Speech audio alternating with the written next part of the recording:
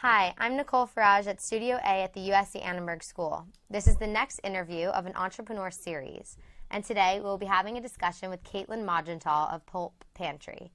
Kaitlin launched the venture while a student at USC, and since graduating 2 years ago, she has continued to grow the company full-time. Kaitlin, thank you for being here. Thanks for having me. So to start off, I'd love to hear, what is Pulp Pantry? Tell us a little bit about it. So Pulp Pantry started when I was actually a student at USC, and I was in my last year. I'm originally from Chicago, and coming to LA, it was a crazy moment for me to realize how many juiceries exist here. And on the west side, it's like a juicery every block, right? Yeah. But in South LA, I was working at an urban garden and realized that a lot of people in Los Angeles, and in South Los Angeles in particular, don't have access to fresh produce. So it was kind of this discrepancy between people who are willing to pay $10 for an organic cold-pressed juice, and yet, at the other hand, people who don't even have access to those resources. Mm-hmm. And so I happened to be at a friend's house my last semester of USC, and I saw her juice a carrot.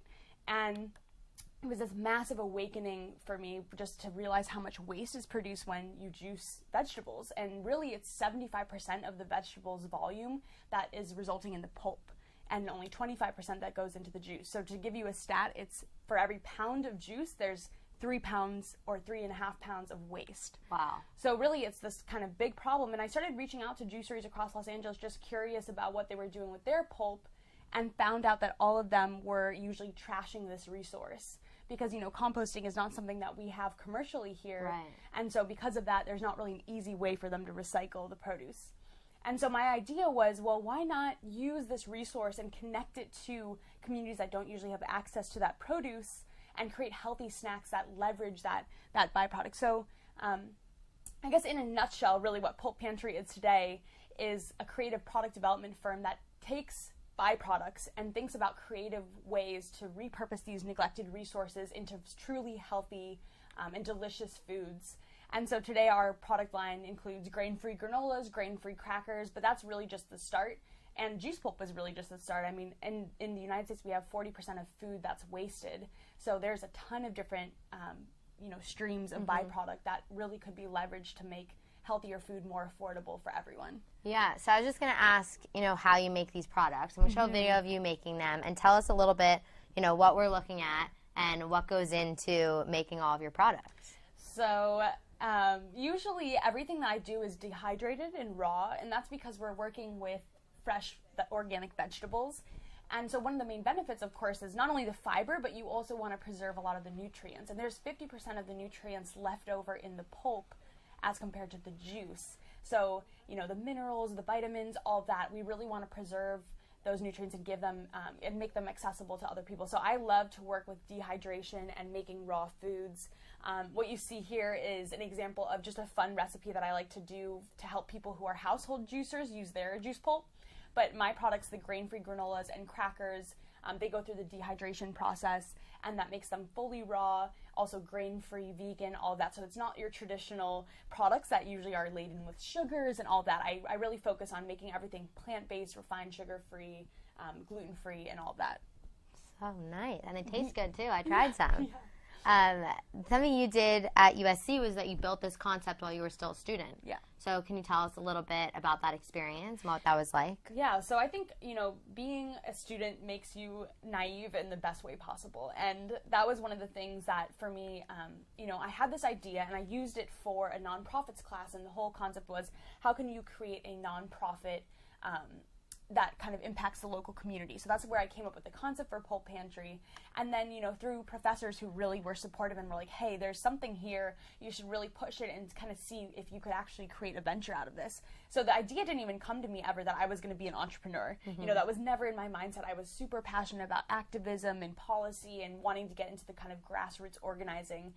But then when I did pitch competitions at USC, which we're so lucky that there are so many resources for that, I really realized that even people who had a business mindset were kind of interested in just the fact that, wow, this is kind of an interesting supply chain and interesting products and really a concept that could launch and become a profitable, sustainable business. So I am so thankful that it happened in the university and that I had that naive mindset of, yeah, I could do this, and just getting it off the ground, because really I think one of the things that as we get later on in our careers, it's often hard to break free from that traditional path. But I've opened my mind and eyes just to how many different opportunities there really are to launch a product and to do it independently and not to need a ton of funding. I've bootstrapped the whole business, and it's been through kind of cultivating the local relationships and really, having farmers markets and all of that as a jumping point for creating products and launching a brand. Yeah.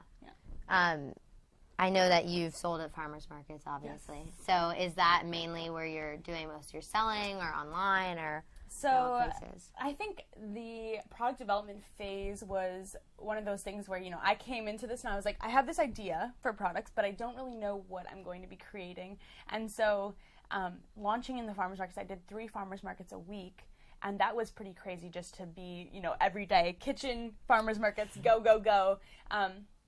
But that's where, and you see this picture is actually from one of my first farmers markets at USC, but it was kind of coming up with products and testing them in the market. So at first I started with gluten-free muffins and brownies and things that were perishable, but I realized the bigger market might be for things that are actually shelf stable. And so that's how I got into the granolas and crackers and testing those in the farmers markets. And I'm sure you came to a few of those and tested some of the I took probably more tasters than I was allowed. They're really good. I love that. That's my favorite part, so that's good. Yeah, it was good. So I'd like to talk about, being an entrepreneur and being young, and some of the challenges that come up, those roadblocks, and how you deal with them on a day-to-day basis, and, stay positive and just keep going.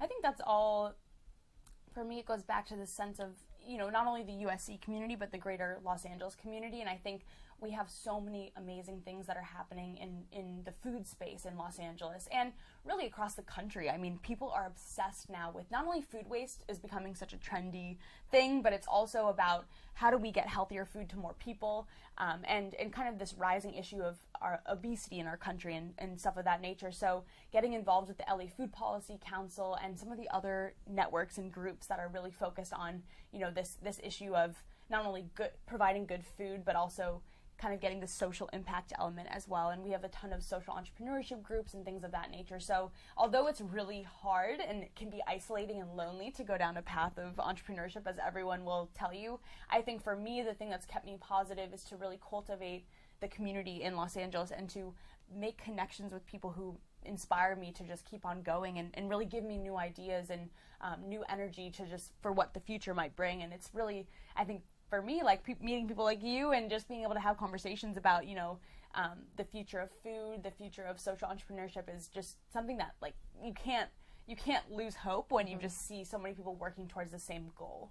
Well, it sounds like not just in the food market, but overall, the idea of waste and wasting the resources we have and how we get rid of resources that we're not using and how to do that sustainably and not hurt our environment. I read an article that some big shoe brand was making sneakers out of ocean waste. Yeah, I saw that. Adidas is. Yeah, really cool. Yeah. And it's all along the same lines of we produce so much material, and then what do you do with it when it's not, conventional to eat juice pulp? Yeah. There's ways to make it conventional. And I think that's the cool thing is, there's so many companies that are now focusing on this issue of food waste, and it's not, I even try not to use the word waste because it's not waste in a way. It's a byproduct, and it's like a processed ingredient. If I were to buy grated carrots or something, thinking of it in that light, and just being really cautious of, of course, food safety is always priority concern, but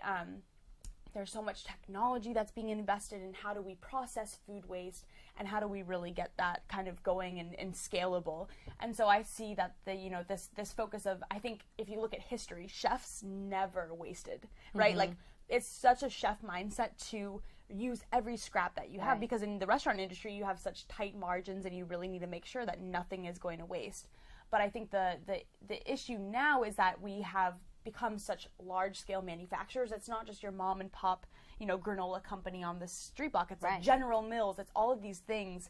And so for us to figure out ways that we can adapt to this larger food system and really capture those waste streams, when the companies themselves that are manufacturing often don't have the time or the resources to focus on that element. And so that's where people like me come in and we fill the void. And I think that's like, for Adidas and all of that stuff too. It's cool because every company brings a new perspective and element of innovation to the table. And so I think we're going to see so many more things of this nature popping up because consumers are just so passionate about it and care about sustainability.